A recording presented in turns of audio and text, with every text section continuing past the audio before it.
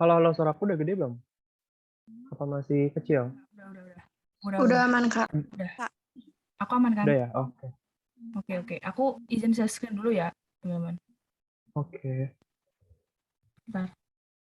Sebentar.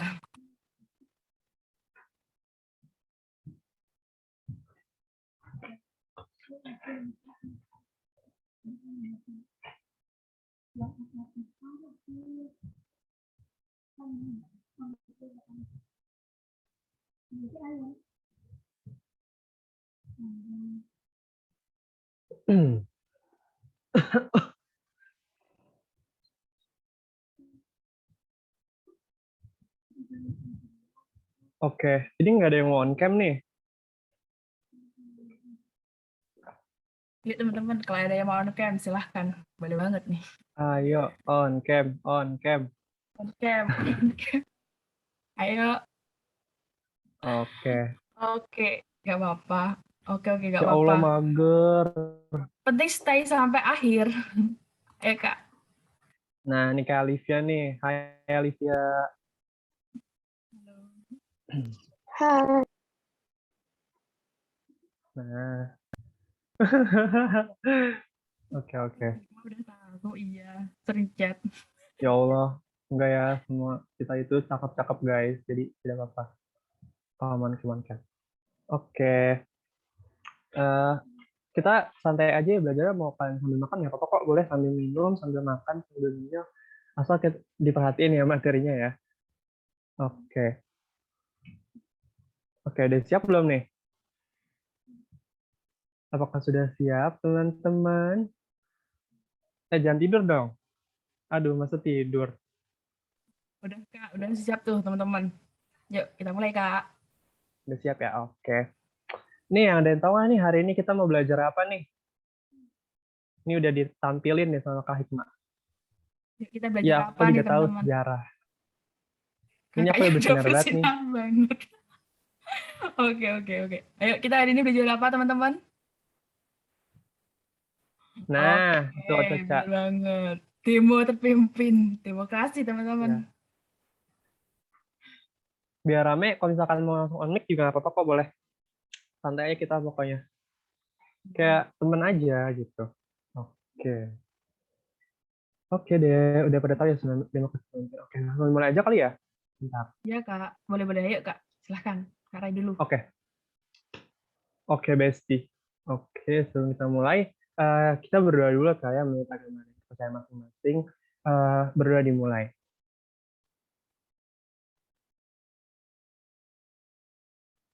Berdoa dicukupkan. Nah, hari ini kita belajar banget, bakal belajar demokrasi terpimpin. Nah, sebelum itu kalian harus tahu dulu nih, demokrasi terpimpin itu dimulainya dari tahun 1999 sampai 1965. Seperti itu. Oke, silakan. Baru mulai. Santai aja. Nah, sebelum kita lebih lanjut nih gitu, kayak kita kenalan dulu nggak sih? Ya Iya dong, kan? Kak. Ya Iya. kan? Apalagi aku udah lama nggak di tutor nih, ya kan? Nah, oke. Aku mau perkenalan diri aku dulu. Jadi nama aku Rai. Ya pokoknya dipanggilnya Rai aja ya pokoknya. Nggak usah pakai Kak, nggak apa-apa juga santai aja pokoknya. Nah, hari ini aku nggak sendiri ya ngajarnya. Ya iyalah nggak sendiri. Ada Kak Hikmah di sini. Nah, Kak Hikmah mungkin bisa langsung perkenalan. Oke, halo teman-teman. Aku Hikmah. Paling kalian nggak asing lagi deh sama aku, karena kita sering berjumpa di sini. Halo. Nah, itu Stefani. Oke, Kak Rai. Udah pada kenal aku nih kayaknya Oke. teman-teman. Apalagi nih, Stefani nih. Halo. Iya, fun fact, aku tuh sama sama Hikmah tuh dulu kita di Ngabers gitu guys, kalau kalian tau Ngabers. Jadi aku sama Hikmah belajar bareng di Ngabers, terus sekarang gara-gara Hikmah daftar tutor, jadi sekarang kita tutor bareng gitu. Ya udah, Kak. Oke. Nah, sebenarnya aku sama Hikmah tuh udah kenal lama gitu. Oke. Langsung aja kita. Pak Hikmah anak Undip bukan tuh katanya. Oh, bukan. Aku bukan anak Undip. Aku anak UPN Veteran Jawa Timur, teman-teman. Ya, kemarin aku sama Kak Irfan. Sekarang aku sama Kak Rai. Oke, Kak Rai. Hai. Iya nih kalau misalkan kalian tahu dulu aku juga suka aku udah gentor sih dulu, tapi kayak udah lama banget gitu. Ini baru buka-buka lagi. Kalau aku anak Unair. Iya tah. Iya, aku udah Ya. gimana sih? Susah nggak tahu, Oke. kacau banget, Oke. kacau banget. Lucu banget Iya. sih. Oke. Surabaya. Aku aku bukan anak Surabaya tapi aku tinggalnya di Depok tuh, tapi ya masuk Unair gitu. Alhamdulillah, wasyukurillah. Yuk, kita langsung Kak. Outputnya Langsung hari ini aja. apa Kak? Nah, untuk apa yang aku harapkan selama hikmah hari ini, kita pengen banget kalian setelah belajar bareng kita hari ini, kalian bisa tahu latar belakangnya, ciri-ciri dan kebijakan, sama hal-hal yang terjadi gitu. Nah, sebelum kita mulai, aku pengen tahu dulu nih materi yang kalian kuasain sejauh mana sih gitu tentang demokrasi terpimpin. Nah, kita bakal ada pretest dulu nih yang bakal dikasih sama Kak Hikmah. Nanti linknya ada di chatbox ya, di bawah sini. Di bawah sini. Ini mau aku stop dulu deh. Soalnya Ya, ya. nggak bisa ambil linknya dulu. Tadi ya teman-teman, aku mau stop screen dulu. Oke, bentar. Aduh, Oke, bentar. Ini aku mau share screen dulu. Share screen, sorry. Oke, klasik.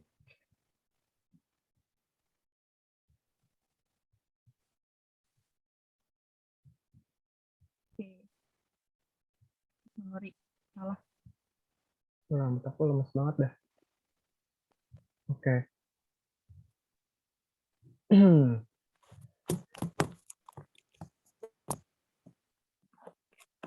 Ya, Tasya mau ngomong? Halo, Tasya. Oh, enggak. Kepencet ya berarti ya? Oke. Karena tadi kita udah post test, selamat untuk yang tadi udah apa namanya juara 1. Semoga dipertahankan terus ya tentang pemahaman materinya. Buat kalian yang belum, semoga abis ini kalian jadi ngerti belajar sama kita gitu. Oke, langsung aja masuk ke materi. Nah, sebelum kita masuk ke materi ini ada beberapa hal yang bakal kita pelajarin. Silakan Kak Hikmah.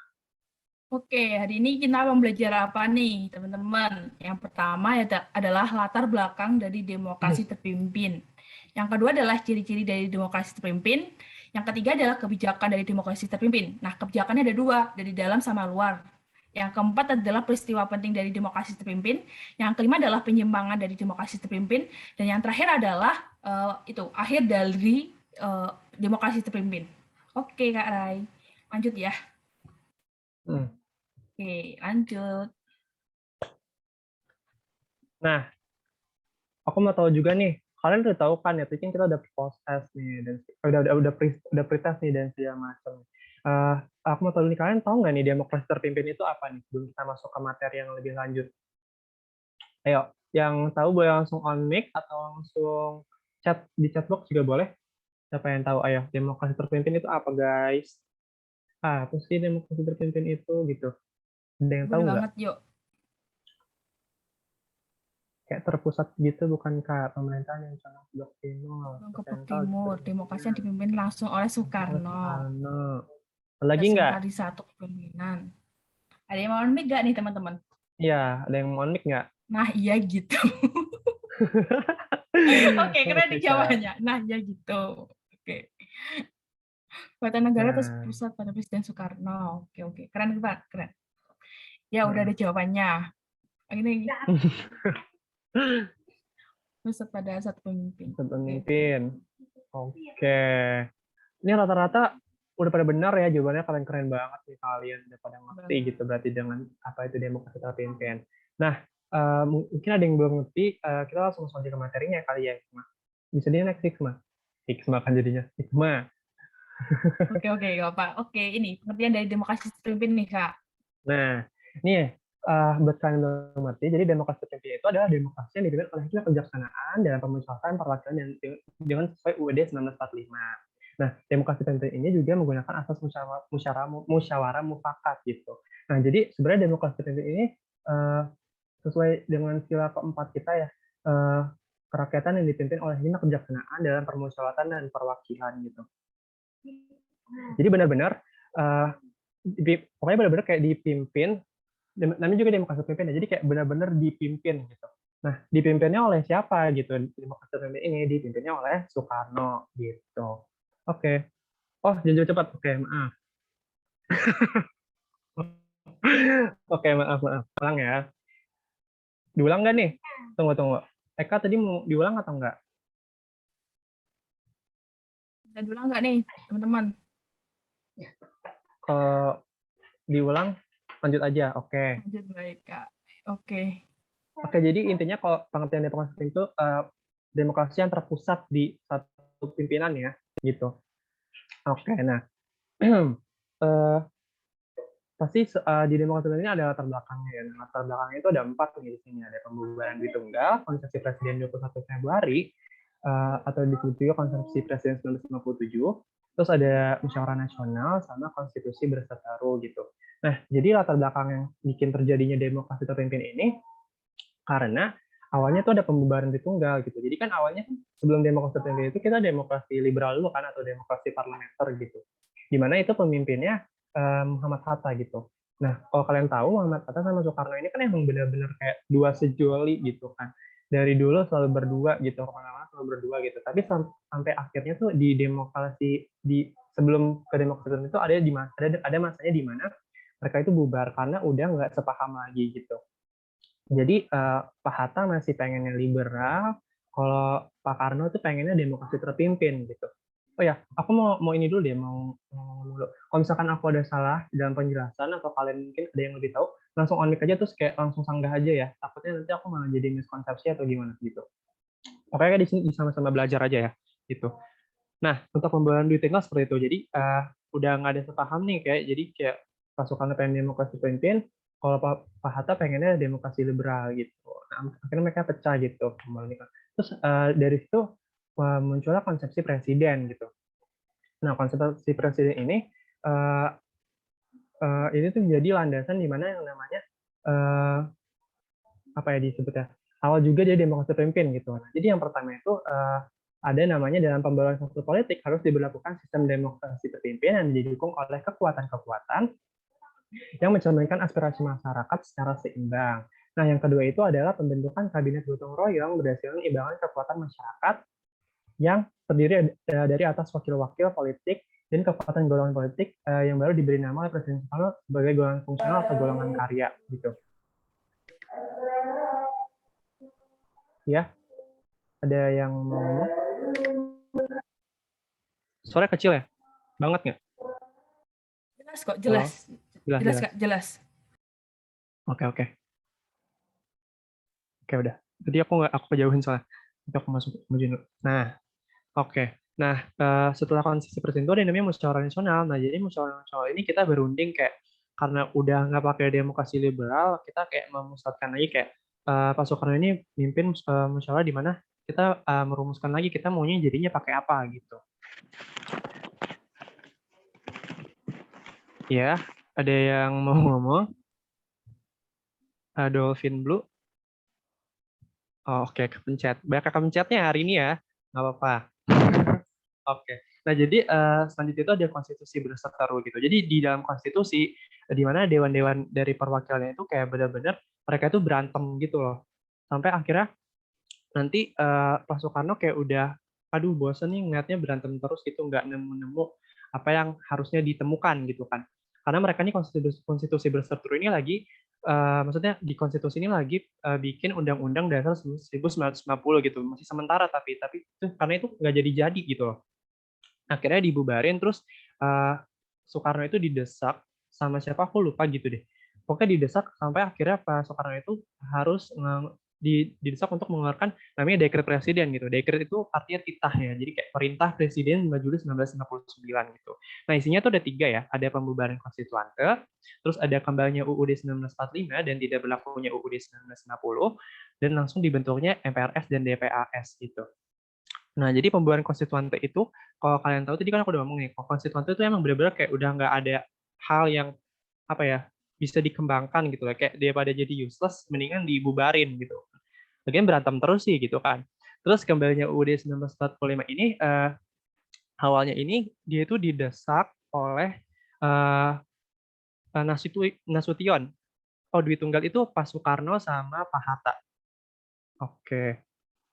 Oke, aku balik lagi ya. Jadi kembalinya UUD 1945 ini didesak awalnya oleh Pak Nasution, KSAD Nasution. Jadi dalam tertulis gitu pokoknya. Nah, tapi Dewan-Dewan Nasional ini pada merasa kayak, aduh nggak mau maunya 1950 aja gitu, masih mau stick tuh yang 1950 aja gitu. Tapi akhirnya kayak didesak terus nih si Pak Soekarno-nya sama Nasution. Akhirnya kita balik lagi ke UUD 1945. Karena kenapa? Kalau misalkan kita pakai UUD sementara itu kan belum jelas ya kayak dasar negara kita apa gitu kan. Sedangkan kita udah punya yang jelas yaitu UUD 1945 gitu. Nah, di bentuknya MPRS dan DPRS ini adalah suatu hal yang baru gitu guys. Jadi kan kita dulu kayak belum ada dewan-dewan atau MPR gitu nggak sih? Karena kan masih pemilu awal ya 1955 gitu. Nah, akhirnya di demokrasi terpimpin ini ada tuh namanya MPRS dan DPRS. Tapi di bentuknya MPRS dan DPRS ini ditunjuk sama Soekarno gitu. Jadi kayak benar-benar sesuai ditunjuk Soekarno gitu. Lanjut. Nah, di ciri-ciri di dalam demokrasi terpimpin ini ada tiga nih. Ada dominasi presiden, ada minimnya partai politik, sama perseteruan dua kubu gitu. Nah, dominasi presiden ini apa gitu? Jadi Soekarno ini benar-benar memegang kendali penuh ya dalam segala hal kayak ekonomi terpusat, pimpinan terpusat. Pokoknya benar-benar kayak semuanya terpusat gitu ya. Jadi kayak apa-apa Soekarno gitu. Itu untuk dominasi presiden. Makanya disebutnya dominasi presiden karena kayak banyak banget campur tangan Soekarno di dalam demokrasi terpimpin ini gitu. Nah, selanjutnya itu ada minimnya partai politik gitu. Jadi awalnya tadinya ada 28 partai politik nih. Pada tahun 1955 ya kalau nggak salah yang kayak ada empat yang menang itu kalau nggak salah tuh. Terus jadi 11 karena kenapa gini? Pak Soekarno tuh kayak menetapkan kayak apa ya? Banyak kebijakan-kebijakan yang harus dipenuhi sama partai politik itu. Jadi sehingga ada 17 partai politik sisanya itu mereka nggak memenuhi dan akhirnya di cut off segitu sama Bapak Soekarno. Dan terus di demokrasi terpimpin ini tidak ada pemilu guys. Kayak nggak ada pemilu, kayak semuanya pokoknya diambil 11-nya apa aja aku nggak hafalin sih. Mungkin nanti bisa dicari ya di internet gitu. Oke, terus selanjutnya itu ada perseteruan dua kubu gitu. Nah, jadi ada TNI AD dan kelompok kiri gitu atau PKI. Jadi benar-benar di dalam demokrasi terpimpin ini TNI AD sama kelompok kiri ini banyak banget kayak cekcoknya gitu. Kayak pokoknya nanti kan kalian tahu ya kalau di demokrasi terpimpin itu di akhir di 1965 itu ada yang namanya G30 SPKI. Nah, itu kan TNI AD dan PKI juga gitu kan ujung-ujungnya. Jadi pokoknya kayak banyak banget yang namanya perseteruan dua kubu di demokrasi terpimpin ini. Seperti itu. Lanjut. Betul, betul, Stephanie. Nah, selanjutnya nih bakal lanjutin sama Kak Hikmah nih ya untuk kebijakannya. Oke, Kak Hikmah, silakan. Oke Kak Rai, makasih. Nah, selanjutnya nih teman-teman, aku di sini mau bahas mengenai kebijakan waktu demokrasi terpimpin. Ada dua ya teman-teman, yaitu dalam negeri sama luar negeri. Nah, yang pertama aku mau bahas dalam negeri dulu. Nah, yang pertama ini teman-teman, adanya lembaga-lembaga baru. Nah, mungkin adanya lembaga baru ini itu sangat membantu atau menguntungkan sekali bagi presiden. Mungkin teman-teman udah tahu nggak kenapa kok presiden diuntungkan banget sama adanya lembaga-lembaga baru ini. Ada yang tahu nggak nih? Boleh banget dong di kolom chat atau open mic. Karena ya presiden yang mengetuai lembaga tersebut. Oke, boleh. Dari Reni. Ada yang lain nggak nih? Karena dia yang buat, dia juga yang ngatur. Oke, boleh. Ada lagi nggak nih? Kenapa kok presiden sangat diuntungkan gitu? Karena anggotanya pilihan dia. Oke, ini keren banget. Oke. Kuasa di dia. Oke. Jawaban kalian keren banget nih teman-teman. Dan betul banget. Nah, lembaga baru seperti DPAS, MPRS, DPRGR ini adalah buatan dari presiden itu sendiri. Nah, aku mau bahas mengenai DPAS dulu nih. Nah, mau bahas DPS sama MPRS dulu nih. Adanya DPAS sama MPRS ini tuh menggantikan yang itu sebelumnya waktu di demokrasi liberal kan ada yang Dewan Konstituante kan, kalau nggak salah itu namanya. Nah, itu. Nah, gara-gara dia tuh nggak bisa berfungsi dengan baik, akhirnya ya diganti dengan ini, DPAS sama MPRS.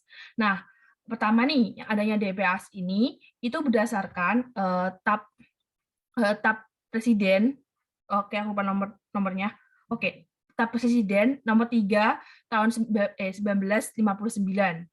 Nah, adanya MPRS ini juga berdasarkan peraturannya dari Presiden juga, teman-teman, waktu itu, yaitu pada nomor 2 tahun 1959. Nah, mereka ini itu kan biasanya itu dipilih oleh waktu kayak pemilihan umum gitu. Kan waktu dulu sebelum adanya demokrasi terpimpin, pemilihan ini kan kayak pemilihan umum gitu kan, teman-teman. Nah, sejak adanya demokrasi terpimpin, DPRS sama MPRS ini itu dipilih oleh presiden itu sendiri. Jadi nggak lewat pemilihan umum gitu. Nah, adanya ini itu sangat menguntungkan presiden banget. Semisal nih, presiden nggak cocok sama DPS sampai MPRS waktu itu, ya udah dilengsarkan, diganti gitu sama yang baru yang cocok dengan beliaunya gitu. Nah, saja nih DPR-GR. Nah, teman-teman tahu nggak nih kepanjangan dari DPR-GR? Atau gimana nih? Ada tahu nggak nih? Dewan Perwakilan Rakyat Gotong Royong. Oke, keren banget nih jawabannya dari Deni. Ya, DPR-GR adalah Dewan Perwakilan Rakyat Gotong Royong. Nah, adanya DPR-GR ini itu sebenarnya menggantikan DPR. Nah, ada tahu nggak kenapa kok digantikan? Dia salah apa gitu digantikan? Ada tahu nggak nih? Karena DPR nggak menyetujui proyek mercusuarnya Soekarno. Oke, itu boleh banget. Ada lagi nggak nih, teman-teman? RAPBN presiden ditolak. Ya, bener banget nih, Vira. Kurang lebih, si Presiden Soekarno ini waktu itu tuh ngambek, teman-teman. Karena apa? RAPBN-nya tuh nggak di ACC gitu loh. Kayak nggak diterima, istilahnya kayak di ACC gitu. Kayak ditolak gitu. Nah, otomatis, kan waktu itu kan demokrasi terpimpin. Karena DPR tuh nggak menyetujui RAPBN-nya, ya udah akhirnya DPR tuh dilengsarkan, diganti dengan DPR-GR. Jadi DPS, MPRS, DPR-GR ini tuh kayak dia tuh buatannya atau di bawah naungannya nih presiden. Jadi nggak mulai pemilihan umum gitu. Jadi kalau misalnya nggak cocok, ya udah ganti baru gitu, cari lain gitu. Gitu, teman-teman.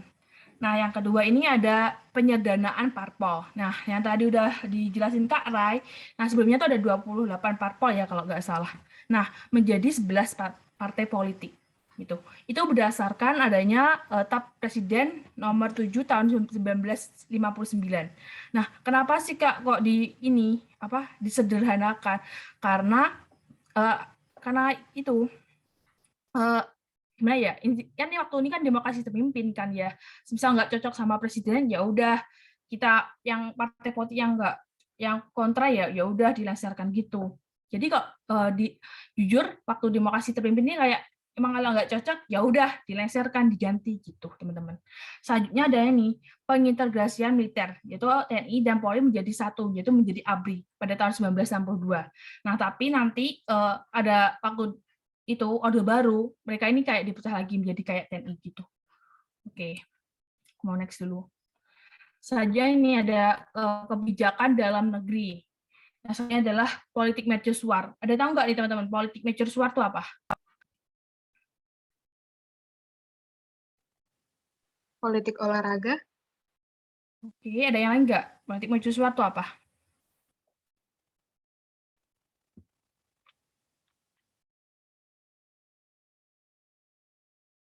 Indonesia sebagai pusat dunia, membangkitkan olahraga yang ngebangun bangunan gede-gede gitu kayak stadion. Oke, gedung-gedung gede. Ya, jawaban kalian bener-bener banget nih. Jadi waktu demokrasi terpimpin ini ya teman-teman, jelasin Fajar nanti. Itu nanti ada di slide selanjutnya. Itu ada istilah Nevo Ganevo gitu. Nah, adanya kenapa sih kok adanya politik mercusuar ini? Karena dia tuh ingin banget kalau Indonesia tuh ingin menjadi kayak pusatnya dunia gitu, pusatnya dunia di Nevo-nya gitu. Jadi misalnya kayak ini ya, Indonesia berhasil membangun kayak bangunan megah nih, seperti kayak Monas, Kompleks Olahraga Senayan, kayak Gelora Bung Karno, kayak dan lain sebagainya gitu kan. Misalnya Indonesia tuh berhasil bangun gitu kan otomatis kan bisa kayak, wah inilah aku berhasil bangun Monas gitu, kayak monumen besar gitu kan, kayak kebanggaan tersendiri gitu. Dan dia tuh ingin banget kayak menjadi pusatnya di negara-negara di Nevo gitu, kayak soalnya kayak dia tuh yang paling kayak wah gitu loh intinya gitu waktu itu. Nah, selanjutnya adalah pembubaran LD. LD ini adalah Liga Demokrasi. Nah, sebenarnya kenapa sih kok dibubarkan, Kak? Ini bukannya buatannya pemerintah. Enggak, ini sebenarnya Liga Demokrasi ini tuh sebenarnya dia tuh terdiri dari partai politik sama kayak angkatan darat gitu. Nah, dia tuh ingin adanya LD ini tuh sebenarnya dibangun karena dia ingin ini, teman-teman. Kan dulu kan waktu zamannya demokrasi terpimpin tuh PKI sangat besar sekali lah kayak efeknya atau dampaknya itu sangat besar sekali gitu, teman-teman. Nah, si LD ini ingin bahwa biar si PKI itu nggak menjadi yang paling besar gitu loh, yang masanya tuh paling besar gitu. Selanjutnya adanya LD ini tuh biar apa ya? Biar mengurangi kayak sifat keotoriteran gitu dari Presiden Soekarno gitu. Nah, badan ini juga LD itu juga menentang nih pembentukan DPR-GR. Nah, DPR-GR kan ini buatannya Soekarno. Nah, adanya LD ini tuh LD ini menentang DPR-GR gitu buatannya Soekarno. Nah, karena dia menentang kan otomatis kayak kontra kan sama pemerintah, otomatis dibubarkan. Karena apa dibubarkan? Biar nggak menjatuhkan dari DPR-GR maupun pemerintahan waktu itu, gitu teman-teman. Yang selanjutnya adanya pembubaran Masyumi dan PSI. Nah, kalian udah belajar kan ya sama Kak Michael kalau nggak salah mengenai pemberontakan. Nah, salah satunya adalah adanya ini pemberontakan PRI atau Permesta. Nah, salah satu dari anggota bukan salah satu sih, ada beberapa anggota dari Masyumi dan PSI itu gabung sama nih PRI sama Permesta. Nah, akibatnya kan dia kan kayak PRI sama Permesta kan akan pemberontakan. Nah, akibat dari pemberontakan itu akan mengakibatkan perpecahannya suatu negara. Nah, otomatis ya udah nih bubarkan aja Masyumi sama PSI gitu. Namun ada beberapa anggota Masyumi yang masih istilahnya nggak tergabung dalam PRI Permesta itu pindah ke NU gitu teman-teman. Oke, dari sini ada yang ditanyakan nggak? Aku buka kolom chat dulu nih.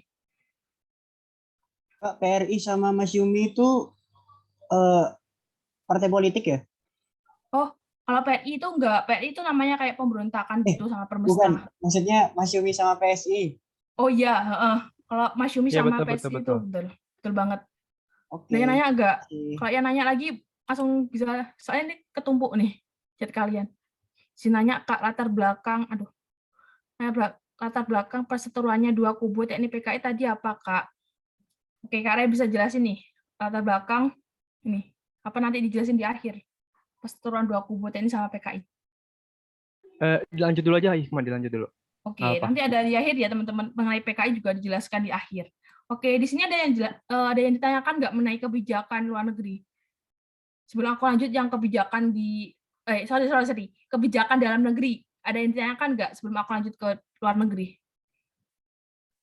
Oke Kak, makasih. Oke, aman. PSI kepanjangan dari apa? Partai, aku lupa kepanjangannya apa. Sosialis. Oh iya, Partai Sosialis Indonesia ya Kak. Ya benar itu. Kak tadi yang bentuk siapa Kak? Oh, Liga Demokrasi ini. Itu yang bentuk tuh beberapa gabungan dari partai politik sama angkatan darat gitu. Tadi aku sempat cari-cari info bahwa yang bentuk itu. Jadi enggak yang bentuk presiden. Nah, otomatis kan ini bisa kayak memberontak gitu kan ya sama presidennya. Nah, adanya pemberontakan ingin menentang adanya DPR-GR. Ya, kalau DPR-GR terancam ya otomatis presidennya juga terancam gitu. Kan soalnya DPR-GR ini kan di bawah kekuasaannya presiden waktu itu. Ininya kayak keotoriterannya presiden gitu. Bisa dikatakan seperti itu. Kak tadi yang bentuk siapa Kak? Oke, PKI itu ikut nggak Kak? Kurang tahu sih. Itu biasanya itu cuma dijelaskan bahwa kayak beberapa kayak partai politik gitu. Jadi kayaknya enggak deh Kak. Soalnya kayak PKI itu lebih condong ke pemerintahan waktu itu. Soalnya Soekarno tuh kayak waktu ini, soalnya ini kayak ingin pembubaran adanya LD ini tuh dia ingin kayak biar nggak dominasi gitu loh PKI-nya. Jadi otomatis PKI nggak ikut waktu LD ini. Gitu teman-teman. Kak, tadi kenapa dinamakan gotong royong yang DPR? Karena ada yang tahu nggak nih kira-kira kenapa dinamakan gotong royong yang DPR?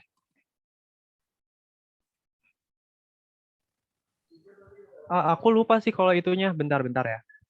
Oh ya, aku mau jawab dulu dong yang ini, yang tadi yang nanya ya, apa namanya, perseteruan. Oke. Itu aku kalau nggak salah tuh, aku ingat aku ya. Kalau misalkan PKI sama TNI AD itu karena kan kita tahu ya, nanti ini bakal dijelasin juga. Kan ada yang namanya ideologi Nasakom kan.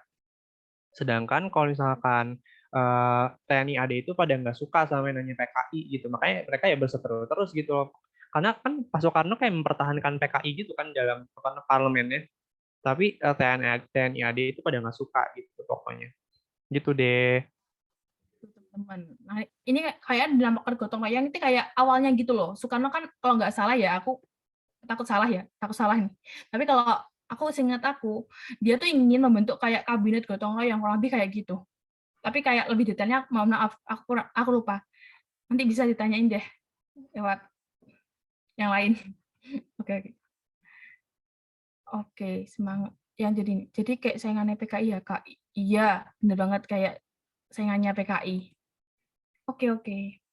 Aku next ya, teman-teman. Gimana nih, teman-teman? Aman?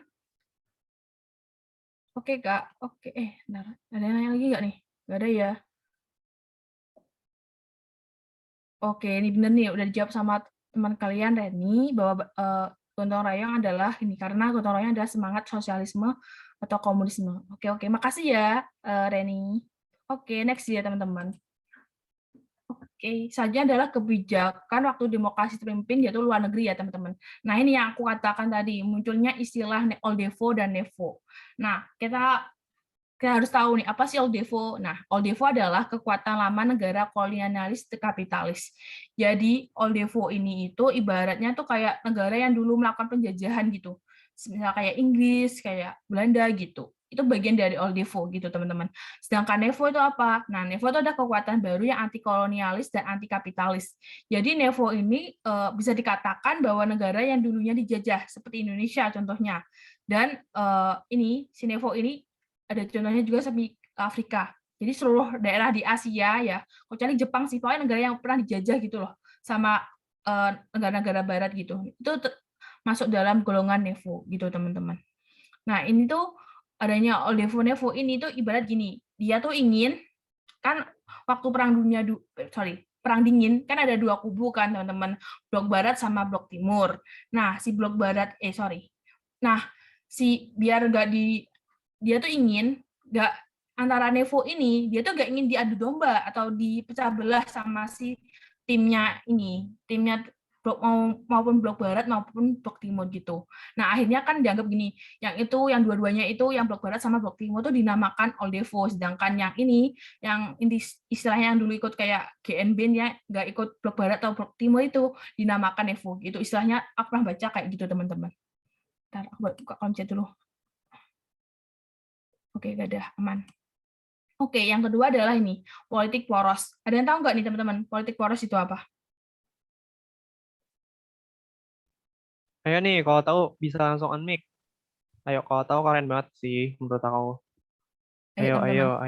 Boleh banget Siapa di kolom yang chat tahu? deh. Politik Biar poros. di kolom chat boleh kok. Negara komunis bukan, Kak? Oke, keren. Ada lagi nggak? Ada lagi nggak nih?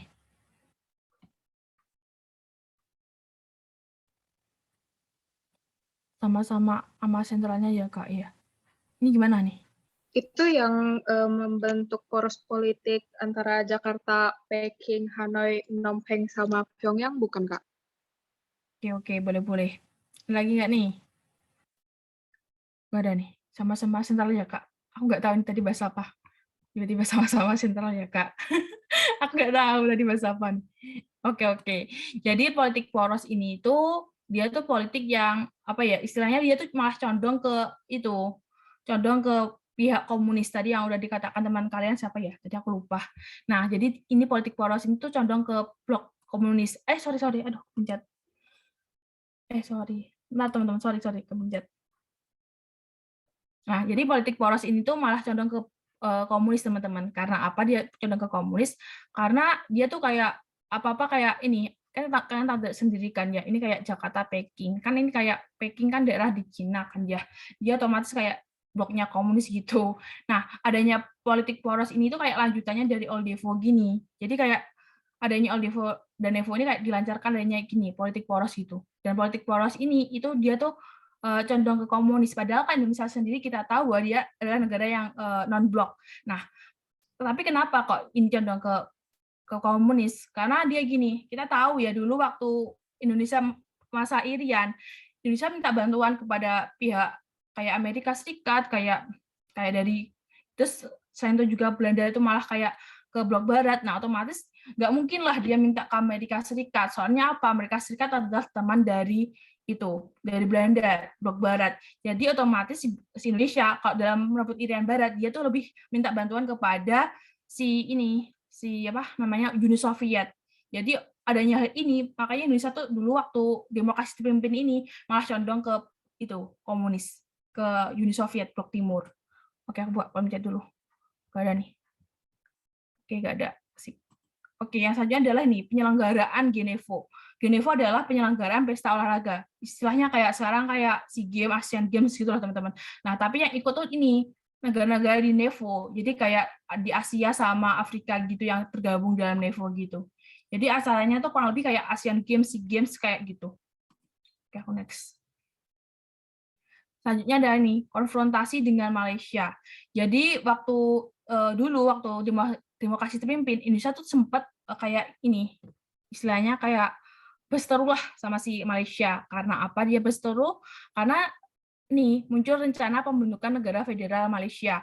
Jadi terdiri dari daerah Malaysia sekitarnya kayak Brunei, kayak Singapura. Nah itu ingin menjadi kayak ini negara federasi Malaysia. Nah Indonesia tuh nggak mau kalau di bawah kayak negara federasi Malaysia gitu, karena beranggapan bahwa nanti kalau misal ada negara federasi Malaysia ini, nanti ibarat kayak Inggris tuh berkuasa lagi di Asia Tenggara gitu. Jadi kayak Inggris nanti perintah Malaysia, jadi kayak ibarat kayak penjajahan neokolonialisme gitu teman-teman. Nah makanya Indonesia ini nggak mau kalau apa ya ini adanya negara federasi Malaysia. Nah akhirnya Presiden Soekarno itu apa ya mengeluarkan kayak kebijakan namanya Dwikora. Dwikora ya teman-teman, bukan Trikora, bukan Tritura, tapi Dwikora. Ada yang tahu nggak nih Dwikora isinya apa? Ayo, siapa yang tahu? Siapa yang tahu? Tadi ada yang direct mission aku nih, Oldevo itu apa ya Kak? Oldevo itu kayak negara-negara yang dulu dia tuh menjajah gitu loh, contohnya kayak Inggris, Belanda gitu. Jadi dia tuh yang dulu kolonialisme gitu. Ada yang atau bisa disebutnya negara-negara yang udah duluan merdeka gitu, yang udah lama merdeka gitu. Nah, ya itu bisa. Oke, tadi ada yang direct mission ke aku. Oke Kak, makasih. Ya sama-sama. Oke nih, isinya Dwi Kora ada yang apa nih? Dwi Komando Rakyat, bener banget kepanjangan adalah Dwi Komando Rakyat. Isinya tuh ada 2, ya nih, gagali negara federasi, Malaya, oke, petinggi ketahanan revolusi juga. Oke, bener banget jawaban kalian. Jadi isinya Dwi Kora, kan Dwi Kora ya teman-teman, otomatis tuh ada 2. Jadi ingat aja, Dwi Kora itu ada 2. Nanti takutnya kalian tertukar sama Trikora. Kalau Trikora tuh ada 3, kalau Dwi Kora tuh ada 2. Nanti takutnya kalian tertukar. Nah, salah satunya adalah perhebat ketahanan revolusi Indonesia gitu. Terus yang kedua adalah bantu perjuangan revolusioner di rakyat Malaya. Jadi isinya Dwi Kora itu. Biar agak terus sama Soekarno minta agak dihapuskan kayak negara-negara boneka gitu di daerah daerah sekitar Malaysia gitu. Jadi biar nggak adanya ini pembentukan negara federasi Malaysia gitu.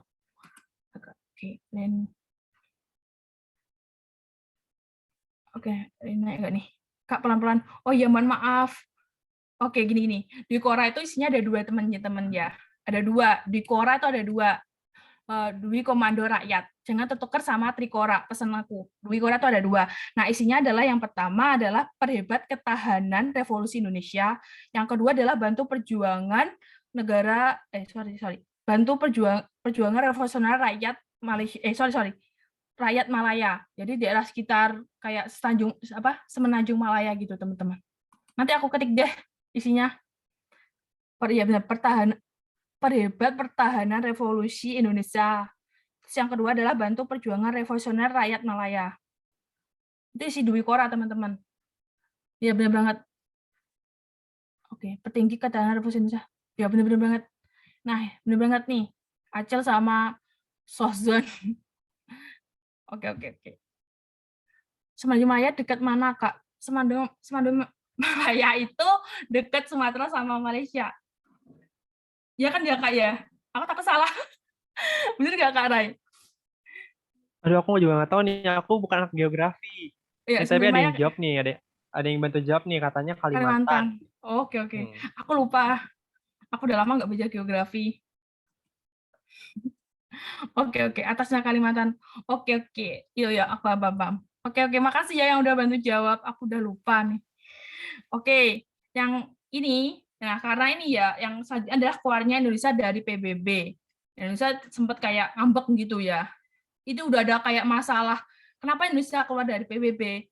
Karena gini, ada wacana, ini sebenarnya wacana dulu teman-teman, masih kayak rencana gitu ya, bahwa Malaysia itu akan ditetapkan sebagai anggota tidak tetap Dewan Keamanan PBB. Indonesia tuh udah dengar berita kayak gitu. Terus udah ada kayak masalah ini negara federasi Malaysia. Lah kok Malaysia mau dijadikan ini Dewan tidak tetapnya keamanannya PBB. Otomatis Indonesia kayak ngambek gitu kan, kayak Pak Soekarno kayak gitu. Nah, otomatis ternyata benar dari wacana tersebut akhirnya ya benar terjadilah bahwa Malaysia terpilih menjadi anggota tidak tetap Dewan Keamanan PBB. Ya udah akhirnya Indonesia keluar. Tapi mungkin dari salah satu kalian masih nanya, loh Kak kan sekarang Indonesia kan masuk PBB. Iya benar banget, sekarang Indonesia masuk di PBB, menjadi anggota PBB gitu teman-teman. Benar banget. Soalnya kita tahu itu setelah adanya Orde Baru, Indonesia tuh mulai gabung lagi sama PBB gitu teman-teman. Ada yang ditanyakan nggak dari ini kebijakan luar negeri? Oke, makasih yang udah jawab ya Kijang 1 ganti. Oke, ada yang ditanyakan nggak nih dari ini kebijakan luar negeri maupun dalam negeri deh sebelum lanjut ke selanjutnya. Ini tadi ada yang nanya nih, ada tadi yang nanya. kenapa kok malah rakyat Melayu Ya. menolak? Bentar, satu-satu. Aku bingung Kak, yang mana dulu nih? Bentar. Yang paling dari atas dulu aja, dari atas. Poin kedua nih ya. Oke, Betul. poin kedua tadi kenapa kok malah rakyat Malaya menolak revolusi, Kak? Bukan rakyat Malaya sih, tapi lebih ke Indonesianya gitu. Kayak gimana ya aku menjelaskannya? Karena bisa jelasin nggak nih? Gimana? Ini, Kan poin kedua tadi kenapa kok malah rakyat Malaya menolak revolusi, Kak? Oh, seingat aku sih ini ya, karena ya mereka masih dijajah Inggris nggak sih? Jadi kayak masih di dalam pengaruh Inggris gitu, seingat aku. Kalau nggak salah ya, tapi aku juga agak lupa sih kalau bagian itunya. Oke, nanti mungkin misalkan aku salah, mungkin ada yang lebih tahu, mungkin langsung dikasih tahu aja ya. Soalnya aku juga agak lupa kalau yang bagian itu. Karena Oke, kita di maaf sini banget, sama-sama teman-teman. belajar. Ya, Kak. Karena Kita sama-sama belajar aja ya. di sini ada nih. Oh, jadi Indonesia Oke. keluar masuk lagi gitu ya, Kak? Iya, jadi Indonesia kan pertama kan gabung PBB. Karena ada ini, Malaysia terpilih menjadi Dewan tidak tetap keamanannya PBB ini, ada Indonesia keluar gitu. Nah, waktunya Orde Baru di bawah Presiden Soeharto, Indonesia gabung lagi gitu. Itu teman-teman. Oke, ada yang nanyain nggak nih teman-teman? Kak, boleh ulang poros. Oke, bentar. Sorry. Sorry. Aduh. Depan. Oke, ini kan politik poros. Nah, politik poros ini itu dia tuh malah condong ke itu komunis, kayak ke Uni Soviet. Ini bisa aku sangkut pautin sama gini. Kan dulu waktu Indonesia awal merdeka sampai ada perjuangan kayak Ninggal Jati, Renville sampai KMB bahwa katanya memperjuangkan kayak itu Irian Barat kan teman-teman. Nah, si Indonesia ini aku mau ngasihin wajah ke kalian nih, jelasin wajah nih. Jadi gini, Indonesia tuh minta tolong gitu ya, kayak biar si Irian Barat tuh menjadi bagian dari Indonesia gitu. Nah, tapi sampai tahun 1959 sampai ini demokrasi terpimpin ini ternyata si Irian Barat tuh belum diserah-serahkan gitu sama si ini si Belandanya gitu. Nah, otomatis ya udah pakai cara gini, akhirnya si Indonesia minta tolong sama pihak Uni Soviet gitu loh. Nggak mungkin lah dia minta bantuan sama Blok Barat, karena Blok Barat adalah temannya si Belanda gitu untuk merebut merebut Irian Barat. Nah, gara-gara ini itu juga Indonesia tuh malah condong ke itu blok timur komunis gitu teman-teman. Ada lagi nggak nih? Ini katanya ada yang nggak paham nih. Dari mana nih teman-teman yang nggak paham? Mungkin bisa dibantu. Nanti aku bantu. Peking itu di mana? Peking itu di Cina. Bener kan ya, Kak? Beijing. Iya, Cina. Cina, ya bener. Soalnya tuh ada manusia purba namanya Peking Nensis. Oke. Tunggu, tadi ini ada yang nanya tuh, masih bingung nggak? Bingungnya di mana coba? Nggak apa-apa. Ayo ngomong aja gitu pokoknya. Aku takutnya tidak nanti usah takut. Iya. Nanti malah jadi kita tersesat kan, nggak enak ya tersesat. Aku nggak mau, Kak. Kayak di mana? Halo teman-teman yang bingung mana nih? Ya tadi kayaknya ada yang bingung tuh. Tadi siapa sih, aku Oke. lupa deh. Yang pelan-pelan. DKV UPI di mananya? Di bagian mana yang pelan-pelan? Gak apa-apa. Ayo pelan-pelan aja kita belajarnya. Ya, Yang all devo. Nah, no tuh Z udah bantu simpulin. Makasih Z. Nah, jadi tadi ini ada yang bingung nih, Kak Hikmah di bagian all devo dan nevo-nya nah, katanya. mau baca dulu nih dari atas. Oh, bingung soalnya rame. Oke, jadi ini dulu ya, si ramen. Oh, dari ramen dulu ya, Kak. Kalau kata Google, Indonesia keluar gara-gara rencana pembentukan negara Federasi Malaysia tadi, Kak. Ya, pertama kan ada info juga wacana kalau Indonesia tuh bakal itu sorry, maksud aku ada info atau wacana kalau Malaysia tuh bakal dicalonkan sebagai dewan tidak tetap keamanannya dari PBB.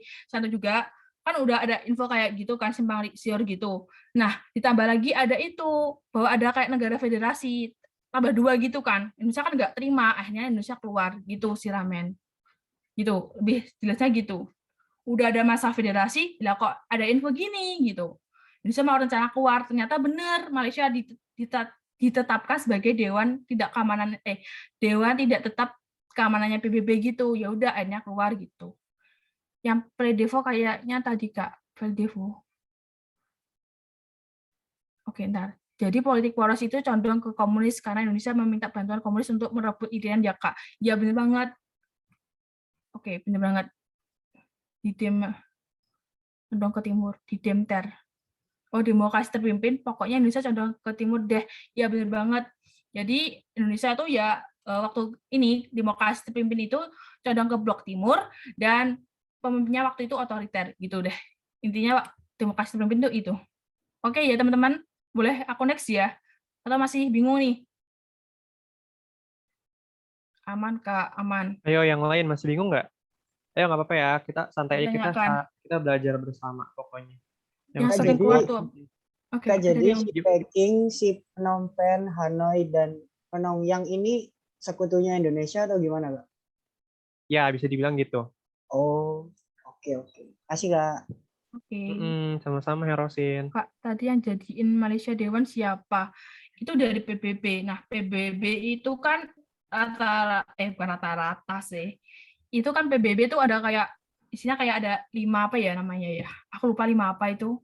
Yang ada Uni Soviet atau apa gitu. Nah, bagian dulu itu waktu itu Oke, ntar aku mau jelasin yang Stefani dulu. Oke, jadi yang kan ada 5 tuh, dewan apa tuh aku lupa namanya teman-teman. Yang ada Uni Soviet, Amerika Serikat, yang 3-nya aku lupa apa. Nah itu otomatis kan itu kan gimana ya? Aku menjelaskannya. Oke, jadi gini, yang jadiin Dewan Keamanan Malaysia jadiin Malaysia Dewan itu siapa? Ini aja intinya. Intinya gini. Aduh, sebentar. Yang jadi ini itu Ya, bener banget hak veto. Aku bingung menjelaskannya. Oke, maaf. Bener banget. Aku bingung ngomong. Bener banget. Yang netapin Malaysia itu adalah itu hak veto. Jadi hak veto itu ada 5 negara, teman-teman. Aku lupa namanya apa. Yang aku tahu nih ya Uni Soviet sama Amerika Serikat tuh ada gitu. Yang 3-nya ini aku lupa apa. Nah, gitu. Mohon maaf ya teman-teman, aku lupa. Iya, betul Dewan Inti. Aku mohon maaf, aku ngeblank. Soalnya aku tadi habis kelas ngajar kalian deh, jadi agak ngeblank. Mohon maaf ya teman-teman. Oke, Nah, sini ada yang ini udah jelasin bener banget nih, Amerika, Inggris, Uni Soviet, Prancis, sama Tiongkok. Nah, si Inggris ini kan dulu pernah jajah itu kan, si Malaysia. Nah, otomatis ya Malaysia diangkat menjadi itu, dewan tidak tetapnya itu. Anggota tidak tetapnya Dewan Keamanan PBB gitu, teman-teman. Itu kan. Oke, clear belum nih, teman-teman? Gimana, Stefani? Gimana teman-teman? Apakah sudah clear? Aku mau nanya dulu deh, ini suara aku gede nggak sih? Apa kecil? Di sini hijau-hijaunya masih dikit. Kalau di sini Gede jelas ya? sih, Kak. Jelas. Oke. Gede, Kak. Oke. Gimana, teman-teman? Next ya. Oke. Keren. Oke, semangat. Nah, selanjutnya dijelaskan oleh Kak Rai nih, peristiwa penting dari demokrasi terpimpin, teman-teman. Nah, Selanjutnya kita masuk ke peristiwa penting di dalam demokrasi terpimpin gitu. Nah, jadi yang pertama ini ada perjuangan pembebasan Irian Barat sama gerakan G30 SPKI yang udah terkenal banget pasti G30 SPKI nggak sih? Pasti kalian semua udah tahu. Karena kayak setiap tanggal 30 September pasti ditayangin kan di TV untuk sekarang. Aduh, ini kedengeran nggak sih? Takut ya nggak kedengeran. Aman ya? Oke. Nah, untuk perjuangan pembebasan Irian Barat ini sebenarnya kita udah melakukan ini kayak dari lama banget gitu. Dari demokrasi liberal pun juga udah gitu. Tapi pada saat itu kan kayak masuk hilang gitu kan, kayak udah masuk diribut lagi, udah masuk diribut lagi gitu kan. Nah, di demokrasi terpimpin ini kayak masih kita rebutin lagi nih, kayak Belanda belum ngasih nih, kenapa lo Belanda nggak ngasih ke kita gitu kan. Di Indonesia ini pokoknya kayak apa ya aku ngomongnya? Tunggu deh. Jadi di dalam perjuangan pembebasan Irian Barat ini ada yang namanya Trikora gitu. Tadi namanya Dwikora, kalau di sini namanya Trikora. Oke, ingat Trikora. Nah, Trikora ini itu adalah operasi militer Indonesia yang bertujuan untuk merebut wilayah Irian Barat gitu dari dari Belanda. Nah, operasi ini terjadi itu kayak dari 19 Desember 61 kalau nggak salah sampai 15 Agustus 1962. Nah, gitu. Nah, isi Trikora itu apa aja sih? Nah, jadi isi Trikora itu adalah gagalkan pembentukan negara Papua, kibarkan bendera merah putih di Irian Barat, terus bersiap untuk mobilisasi umum untuk mempertahankan kemerdekaan dan kesatuan tanah air dan bangsa gitu. Jadi pokoknya pembebasan Irian Barat ini kayak masih dilakuin gitu sama Indonesia. Nah, kalau nggak salah itu nanti ada yang namanya Komando Mandala yang bakal dipimpin sama Bapak Soeharto. Bener nggak aku?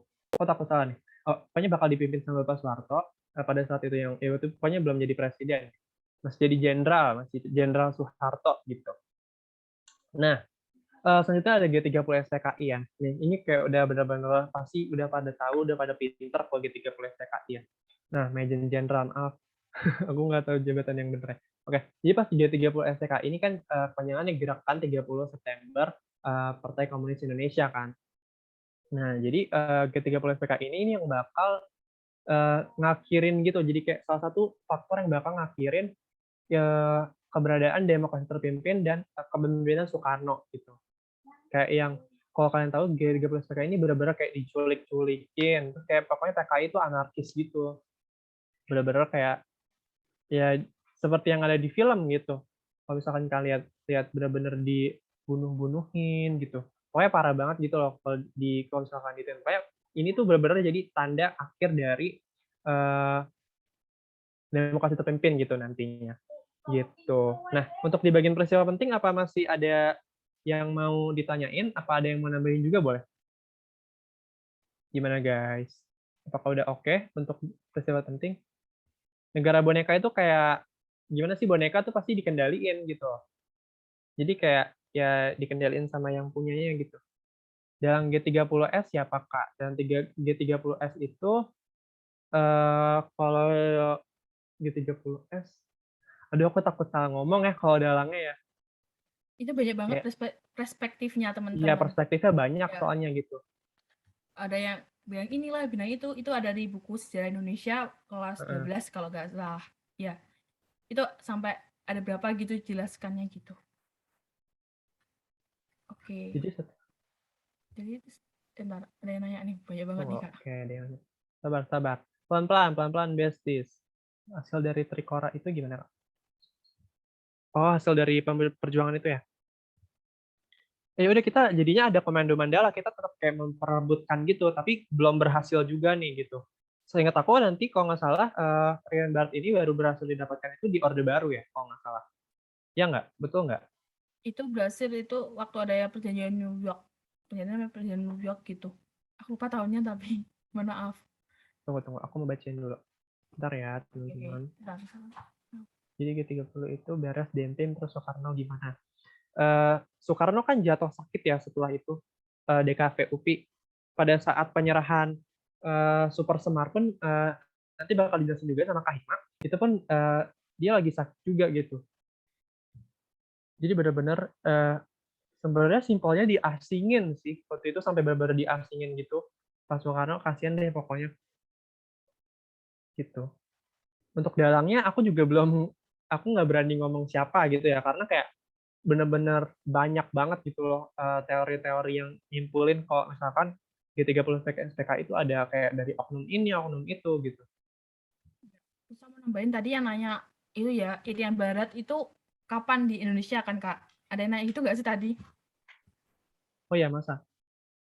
Ininya kapan Irian Barat di Indonesia gitu loh, intinya punya Indonesia gitu ada nggak sih? Bentar, aku Oh lupa. ya, masa? Bentar. Bentar. Ada Ada nggak nggak? sih? Bentar. Oh, bukan bukan. Salah pertanyaan, bukan. Oke. Ada yang jelas nih, teman-teman. Ada nggak? Kalau nggak salah, Sorry. ada yang nanya tadi kayak gitu. Kalau ada yang nanya. Oh, beda. PKI Madiun sama ini Ya, alur ceritanya kalau PKI beda. Madiun, kalau PKI Madiun kan itu musuh ya, masih 1942, kalau nggak salah. Ya kan, itu Oke, apa 1948 ya? Ingat aku. ya Nah, ya, 48 itu. ada yang bilang Letkol Untung sama Aidit, ada juga yang bilang mereka itu diperintah gitu. Jadi kayak simpang siur sih sebenarnya. Tapi kalau misalkan dibilang kayak mostly orang tuh ngomongnya tuh siapa, pasti ngomongnya Letkol Untung sama Aidit gitu, DN Aidit sama. Jadi kalau misalkan ditanya dalangnya siapa, kalau misalkan benar-benar kayak orang sih banyak taunya sih Letkol Untung sama Aidit gitu. Nanya nih, tujuannya sama apa beda, Kak? Ya sama, karena ingin menggantikan ideologi Pancasila sama Iya, betul ideologinya betul. PKI, gitu teman-teman. PKI kan Bedanya 3 kali kan memberontak, seingat aku. Itu sebelum Nah, Indonesia kalau merdeka. Gimana, Kak? Oke. kalau Aku SI jelasin dulu. merah itu, dia itu cikal bakal PKI gitu. Jadi SI merah dulu, terus nanti ada lagi kalau nggak salah aku lupa, terus PKI gitu. Gitu. Aku jelasin nih. Nah dulu. Oh, jelasin dulu ya, Kak. Boleh nggak? Boleh. Oke. Santai. Aku mau jelasin dulu nih. Jadi kan gini teman-teman, PKI itu 3 kali memberontak di Indonesia. Yang pertama itu waktu Indonesia sebelum merdeka, yaitu dia memberontak sama Belanda. Sampai akhirnya PKI itu nggak boleh sama Belanda ada gitu. Karena apa? PKI memberontak itu nggak ingin menggantikan ideologi Pancasila, nggak. Tapi dia tuh ingin kayak apa ya, istilahnya memberontak kayak perlawanan gitu loh, ibaratnya sama si Belanda. Terus yang kedua itu yang di Madiun itu kan, dia tuh punya tujuan sama, yaitu ingin menggantikan ideologi Pancasila. Terus yang ini yang 1965 juga sama, yaitu ingin menggantikan ideologinya Pancasila juga gitu tujuannya. Jadi 3 kali teman-teman. Terus tadi ada yang nanya apa nih, CIA tadi apa ya? Oh ini ada juga katanya CIA ya bener banget. Ada yang mengatakan dalangnya G30 SPKI, yaitu karena banyak banget perspektifnya teman-teman. Karena kita tahu sejarah kan ada yang bersifat subjektif atau apa gitu. Oke teman-teman. Wah. Jadi kayak benar-benar Oke. banyak ya. Kalau sejarah tuh kalau misalkan kalian mau tahu aslinya, sebenarnya nggak ada aslinya gitu. Karena kan kayak benar-benar banyak ya sebenarnya teori-teorinya gitu. Ya, benar banget. Oke. Nah ini udah aman belum nih untuk bagian peristiwa penting? Apakah masih ada yang mau ditanyain? Ya benar banget. Badan Ya betul. intelijennya Amerika. Udah clear belum? Yang mana yang menulis sejarah? Ya benar banget. Karena sejarah itu bisa bersifat subjektif juga kan. Kita udah Oke, belajar. aman ya. Oke, Bisa lanjut Hikmah. aku lanjut. Oke, ini aku ya mau jelasin nih penyimpangan. Jadi waktu demokrasi pemimpin itu teman-teman terjadi banget nih penyimpangan. Ya, nih pertama adalah pembubaran DPR. Karena apa yang tadi udah aku jelasin mengenai RAPBN yang tidak disetujui oleh DPR, maka DPR itu dibubarkan dan digantikan oleh ini DPR GR gitu. Ini merupakan contoh dari penyimpangan gitu. Yang kedua adalah adanya ini TAP MPRS nomor 111 tahun 1963, yaitu mengangkat Soekarno sebagai presiden seumur hidup. Kan seharusnya kan presiden itu ada kayak masa jabatannya kan ya. Nah ini enggak, ini kayak seolah-olah kayak otoriter gitu. Mau menjadi presiden seumur hidup. Ini termasuk dari penyimpangan. Yang selanjutnya ada ini Nasakom. Dia tuh ingin mengganti kayak ideologinya Pancasila. Nah, Nasakom itu apa? Itu terdiri dari nasionalis, agama, sama komunis. Nasionalis itu bukan dipimpin sih, itu partainya terdiri dari partai PNI, sedangkan yang ini agama itu ada dua sebenarnya teman-teman, yaitu Masyumi sama NU. Karena kita tahu bahwa Masyumi ada yang ikut dalam itu PRI sama Permesta, akhirnya dia udah Masyumi dibubarkan, tapi tinggal ada yang beberapa pindah ke NU yang nggak ikut golongannya tidak ikut pemberontakan Permesta sama PRI itu pada pindah ke NU gitu. Nah, yang komunis ini itu dipimpin oleh PKI. Jadi ini beberapa sih dari contoh dari penyimpangan gitu. Mungkin ada banyak banget sebenarnya penyimpangan kayak si presidennya ini kayak otoriter, kayak semena-mena gitu. Apalagi waktu demokrasi terpimpin ini nggak ada wakil presiden gitu kan. Dia malah kayak tambah otoriter Ya, gitu. betul Nah, banget. Jadi aku mau nambahin dikit. Jadi kayak benar-benar Perdana Menterinya Pak Soekarno, Presidennya Pak Soekarno gitu. Jadi kayak benar-benar semuanya Pak Soekarno. Jadi kalau misalkan bisa dibilang kayak demokrasi terpimpin itu sama dengan Soekarno gitu. Oke. Betul, betul, betul. Kayak negara dia sendiri aku juga setuju tuh. Karena kayak gitu deh, kayak benar-benar banyak banget kebijakan dia yang aneh-aneh gitu. Oke, Hikmah, silakan dilanjut. Oke, ini dari akhir dari demokrasi terpimpin nih. Boleh banget Kak Rai. Nanti kalau ada tambahan, aku tambahin deh. Silakan Kak Rai. Oke, jadi dengan peristiwa yang benar-benar menandakan banget yang namanya demokrasi terpimpin ini, adanya peristiwa Super Semar gitu. Sama tadi yang namanya G13 PKI ya. Tapi benar-benar yang kayak ditonjolin di sini tuh, yang apa yang tonjolin itu Super Semar gitu ya. Surat perintah 11 Maret gitu. Jadi yang pertama itu ada Presiden Soekarno memberikan tugas kepada Soeharto untuk menjaga stabilitas politik di Indonesia gitu. Terus tanggal 12 Maret itu ada 1967, MPRS mengeluarkan TAP nomor 33 tahun 1967. Itu apa namanya? Tunggu aku ngeblank. Sorry. Nah, jadi tentang pencabutan kekuasaan pemerintahan dari Presiden Soekarno gitu.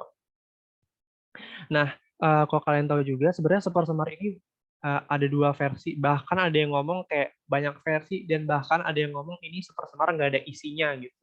Jadi kayak beber surat kosong doang gitu loh. Jadi kayak katanya ini tuh manipulasi dari beliau gitu lah pokoknya. Beliaunya siapa?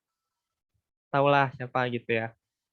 Jadi benar-benar kayak Pak Soekarno itu katanya itu tadi Hikmah kalau nggak salah aku sempat cerita-cerita dulu nih sebelum kelas sama Hikmah. Kalau misalkan Pak Soekarno itu dimintain Super Semar ini pas lagi sakit dan ditodong pistol. Ya nggak sih Hikmah? Ya, oke, aku pernah dapat cerita nih ya dari guru aku nih teman-teman. Jadi beliau Pak Soekarno itu waktu masih sakit, keadaan sakit itu datanglah kayak disebut merek nggak nih Kak? Boleh. Oke. Kayak ada kayak pimpinan gitu ya dari saya kayak pesuruhnya, bukan pesuruh sih, kayak orang suruhannya Pak Harto gitu loh. Itu namanya siapa aku lupa. Jadi Pak Soekarno tuh sakit teman-teman. Nah, itu ditodong sama pistol disuruh nanda tangani Super Semar gitu. Ada yang bilang gitu perspektifnya gitu. Jadi tapi itu sejarah yang mengenai itu di istilah kayak kata guruku waktu itu kayak disembunyikan. Karena apa disembunyikan? Karena itu kan udah ada itu kan orde lama kan biar nggak kayak seolah-olah kayak sejarah tuh kayak dirubah gitu waktu itu mengenai ini Super Semar gitu teman-teman. Itu info aja sih, fun fact aja. Tuh. Iya gitu. Pokoknya tapi setahu aku juga ya kayak ada yang sebenarnya isinya surat kosong, bener-bener surat kosong gitu loh katanya. Jadi kayak bener-bener gak ada isinya, cuman kayak omong-omongan doang gitu. Soalnya kan kayak waktu itu kan Pak Soekarno yang bener-bener lagi sakit ya. Jadi kayak nggak bisa konfirmasi atau apa gitu loh. Tadi apa nama mereknya? Apa tuh kata tadi Hikmah mereknya? Mereknya mana nih? Itu tadi kan katanya nggak boleh sebut merek. Apa tadi mereknya? Enggak, itu mereknya kayak gini tuh. Itu pesuruhnya Pak Harto. Bukan pesuruh, aduh kok pesuruh lagi sih. Orang yang suruhannya Pak Harto. Pesuruh beda Nah, banget. Gitu. Orang suruhannya Pak Harto gitu loh teman-teman. Itu ada berapa tokoh gitu. Oke. ada tiga. Siapa, Kak? Ada Ada tiga. tiga. Siapa ya? Aku lupa deh. Aku juga lupa. Tunggu deh, aku buka buku sejarah dulu ya nih. Ada kok. Ya, ntar buka Bentar. dulu nih sama. Soalnya itu sejarah itu udah kayak bukan dianggap sih, kayak udah diganti gitu loh, bahwa sejarah yang sebenarnya bukan sebenarnya sih. Waktu sudah Orde Baru, itu sejarahnya tuh diginikan bahwa Pak Soekarno tuh dengan sadar atau dengan sendirinya beliau tuh kayak menandatangani gitu. Makanya jarang banget kayak buku-buku atau informasi mengenai bahwa yang kayak kayak todong senjata itu nggak ada gitu teman-teman. Terus sih teman-teman dari aku, makanya itu jarang banget kayak di buku-buku gitu. Nah, nih aku nemu nih kalau di buku sejarah aku ya. Jadi itu ada orang perwira tinggi, orang TNI AD, yaitu Maijen, Major Jenderal semua Basuki Rahmat, Maijen Basuki Rahmat, terus Brigjen M. Yusuf, sama Brigjen Amir Mahmud. Nah, itu dia lagi mengikuti sidang paripurna kabinet itu. Terus dia nyusul Soekarno ke Bogor untuk apa ya, tunggu, bentar deh. Pokoknya kayak dia lagi, tunggu, pokoknya pas kita tahu pada itu Soeharto lagi sakit, pokoknya Pak Soeharto lagi sakit, terus diminta Pak Soekarno diminta 3 orang itu datang ke rumah Pak Soekarno gitu pokoknya Mohon maaf banget. Tadi yang sakit itu Pak Soekarno-nya. iya Ya. enggak, tapi kalau misalkan di sini, kalau di versi aku nih, kalau di buku katanya Oke. mana tadi aku lupa. Pada waktu itu Letnan Jenderal Soeharto sedang sakit sehingga diharuskan beristirahat di rumah, makanya digantiin sama 3 orang itu gitu. Terus Pak Soeharto tuh ngomong gini, buat nitip pesan gini ke Pak Soekarno, sampaikan, ya Gabriel. Ya pokoknya Pak Soeharto ini nitip pesan gitu nih dari 3 orang ini. Pak Soeharto tuh ngomong kayak gini, sampaikan saja bahwa saya tetap pada kesanggupan saya, beliau akan mengerti gitu. Nah itu kan kayak agak gimana gitu ya. Nah terus abis dari ucapan tersebut tuh pada tanggal 2 Oktober 1965 itu setelah meletusnya pemberontakan G30 SPKI antara Soekarno dan Letjen Soeharto itu, terjadi perbedaan pendapat mengenai kunci bagi usaha meredakan pergolakan politik saat itu kan. Isinya kan disuruh jagain stabilitas politik kan pada Super Semar ini. Sementara di sini bahwa kalau misalkan di Pak Soeharto ini nangkapnya disuruh tuntasin semua gitu loh, kayak makanya banyak banget yang namanya pembunuhan oknum-oknum PKI kan, ya nggak? Ya kan di Orde Baru tuh benar-benar kayak diratain semua gitu, kayak kalau ada PKI diterabas gitu ya. Ini agak ngeri nih sebenarnya ngomongnya, cuman kayak itulah faktanya gitu. Kalau di buku sejarah aku kayak gitu. Nah, jadi kayak gitu sih sebenarnya sejarah itu gitu, kayak benar-benar banyak versinya. Jadi kayak kita nggak tahu mau percaya siapa juga. Pokoknya kayak percaya aja kalau misalkan mau UTBK tuh percaya sama yang apa yang halayak umum tahu gitu lah pokoknya. Ini agak serem ya sejarah malam ini ya. Jumat, Kak, horor. Iya nih Malam kayak, Jumat ya sih? Oh iya malam ya ini Jumat. malam Jumat nih guys, kita Oke, sejarah jadi kita horor. udah. Oke. Gitu deh. Pokoknya kalau misalkan kita mau banyak belajar tentang Oh, sejarah enggak. itu pasti banyak nemu-nemu fakta-fakta unik gitu lah. Fakta yang kalian nggak tahu gitu. Kak, ini ada yang nanya nih. Kak, Iya berarti ya. Soeharto itu pro sama PKI atau enggak? Enggak kan ya, Kak ya? Enggak, Enggak. dia membenci PKI gitu. Yang pro tuh Buktinya aja kalian tahu kan di Orba itu benar-benar gimana pas Soeharto terhadap PKI. Ya kan? Serem kan? Ada saksinya nggak, Kak? Saksinya itu ya nggak ada yang tahu sih. bukan. Oke. Itu yang pro PKI itu sih Bapak Soekarno, enggak Pak Hartonya. Iya. KMPRS itu MPR, apa? Majelis Pemusyawaratan Rakyat Sementara. S-nya sementara. Jadi sama kayak MPR tapi S-nya itu artinya sementara. Gimana? gitu deh pokoknya. Sementara. Tadi malah dibunuh-bunuh, Kak? Apa yang dibunuh? Yang mana nih, Stefan? Yang bagian mana? Oh, yang bunuh-bunuhin PKI itu ini kalau dari buku sejarah aku sih ya. Jadi kalau misalkan itu kan Pak Soeharto nyokul jatuh. Jadi kan Pak Karno ini Pak Soeharto diminta untuk menjaga stabilitas politik Indonesia gitu kan. Nah, Pak Harto ini nangkapnya tuh mereka apa ya tadi aku bentar doang. Jadi itu dia kayak benar-benar nyelesain PKI gitu loh. Karena kan PKI udah benar-benar berontak kan. pas pada saat itu kan, ya nggak? Berontak kan. Nah, untuk menjaga stabilitas politiknya, PKI ini harus ditumpas habis gitu. Jadi bahasa kasarnya gitu. Sehingga ya gitu, agak serem gitu ya sebenarnya emang dibunuh-bunuh. Ya bener sebenarnya agak-agak beda tafsiran gitu sih. Ya seperti itulah sejarah teman-teman, agak seram memang ya. Cuman itulah apa yang harus kita. Dan pokoknya kayak habis dari sini tuh jadi ada dualisme kepemimpinan kan. Kayak Pak Karno nangkapnya, Pak Karno bilangnya apa, terus Pak Harto bilangnya apa. Jadi kayak ada dua pemimpin gitu. Aduh jangan galau dong, Fluffy. Kak, ini ada nanya nih, belum gue jawab dari tadi. DKVUP. Mana-mana. Oh iya, tadi Pak Soekarno sama Pak Soeharto sama-sama sakit. Kalau di bukunya Kak Rai, iya. Ya kan di Kak Rai, di bukunya Kak Rai. Karena kan sejarah kan ada banyak banget perspektifnya, teman-teman. Iya, betul. Gitu. Jadi, tapi kalau nanti kalian mengerjakan UTBK, kalian berdasarkan apa yang ada gitu, yang Iya, pada umumnya gitu. heeh. Jadi, gitu ya teman-teman. Iya. Oh, beda versi toh. Iya, banyak banget versinya teman-teman. Apalagi yang dalangnya PK itu banyak banget. Jadi emang gitu, sejarah kan ada sifatnya Luas lah. subjektif atau gitu, objektif gitu kan. Oke, ada lagi nggak nih yang mau ditanyain? Ada lagi nggak Aku nih teman-teman? takut hilang jujur. Oke. Jangan hilang ya teman-teman, tetap di sini. Oh, berarti Soeharto yang nyuruh.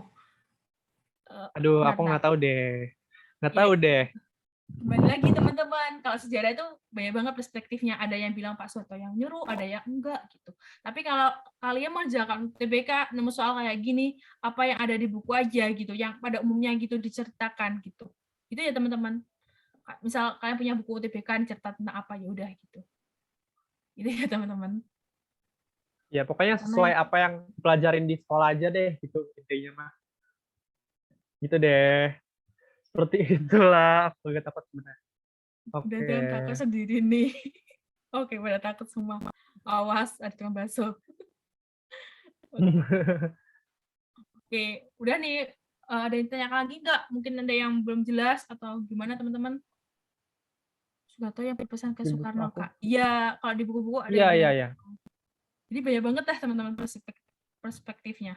Gitulah. Lanjut ya teman-teman. Lanjut nggak? Lanjut kan nih?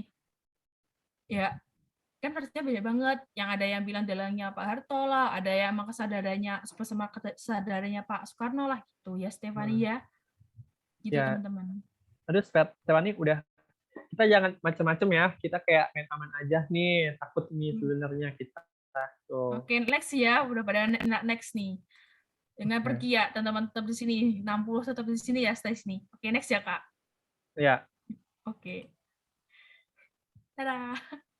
Tada, kita Dadah. udah ada di akhir ujung acara, nggak ada yang ujung kelas gitu. Nah, teman-teman yang mau bantu kita berkembang, jangan lupa isi ulasan bersinar ya. Sama kalau mau traktirin bersinar nih, bisa banget nih traktirin bersinar, langsung di scan dan diisi gitu. Nah, tapi jangan cabut dulu nih, karena kita bakal ada kuis. Gitu ya, ada post test. Ya. Ada post test. Nanti ya kita cerita-cerita lagi ya, Kita cerita lagi. Gak kerasa, Kak. Ya, ntar ya, jangan nih. Aku mau stop share screen dulu. Oke. Ntar, aku mau cari dulu. Aku banyak sebenarnya cerita yang enggak boleh drop ini ya, drop nomor GoPay-nya ke aku, ke chat aku.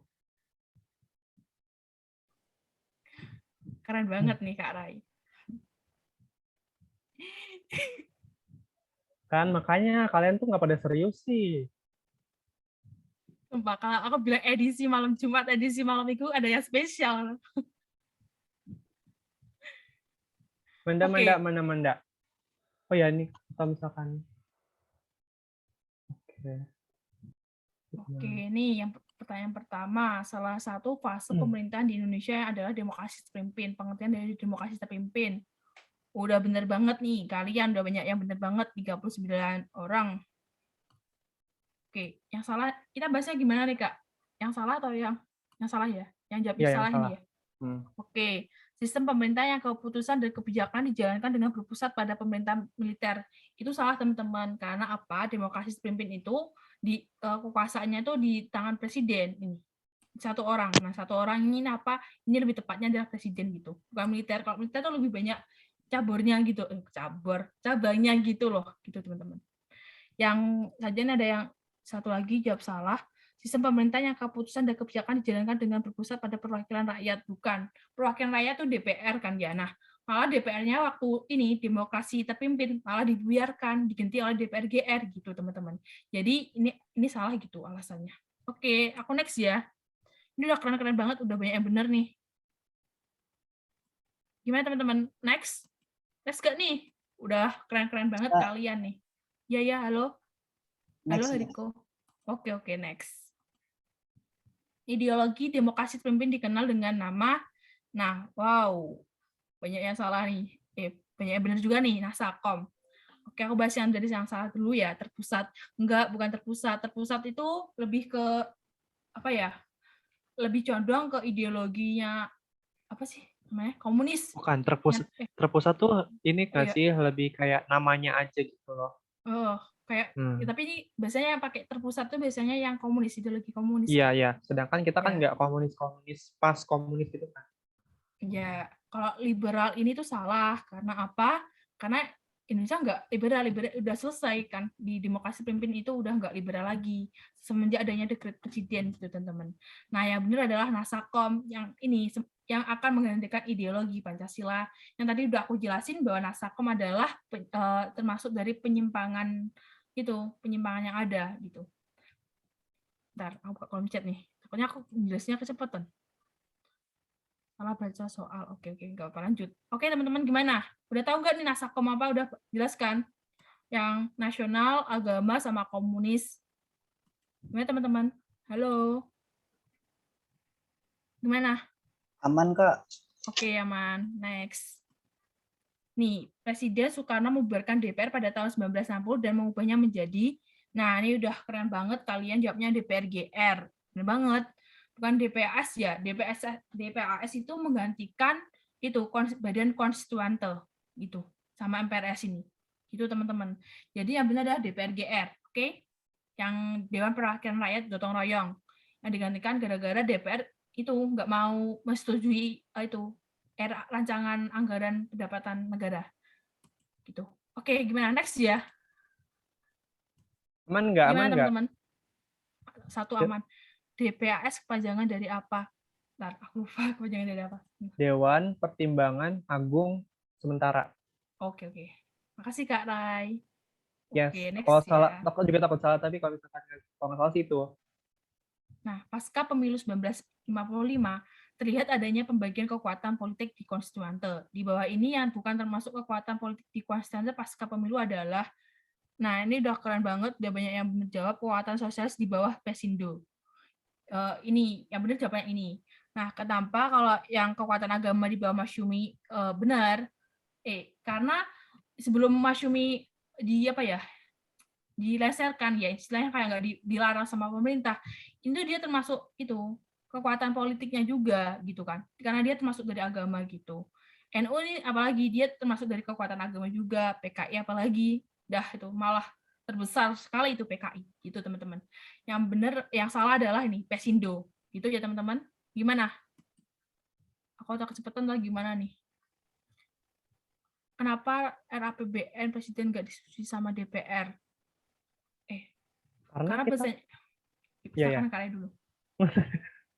Oke, karena kan kita kan ini ya, apa namanya, kalau setahu aku kita kan keuangannya bener-bener ini ya, nipis banget nggak sih? Jadi kayak ya bener-bener itu deh, jadi kayak press banget gitu loh uang kita. Tapi kalau misalnya dari Kang Hikmah gimana? Menurut aku kenapa nggak disetujui? Karena kan mungkin ya itu kan mau bangun kayak politik mercusuar yang tadi udah aku jelasin. Nah, itu biayanya banyak banget gitu. Nah, kalau disetujui ya anggarannya negara nanti nggak ada masukan gitu gara-gara bangun itu, makanya nggak disetujui gitu teman-teman. Gimana? Udah clear?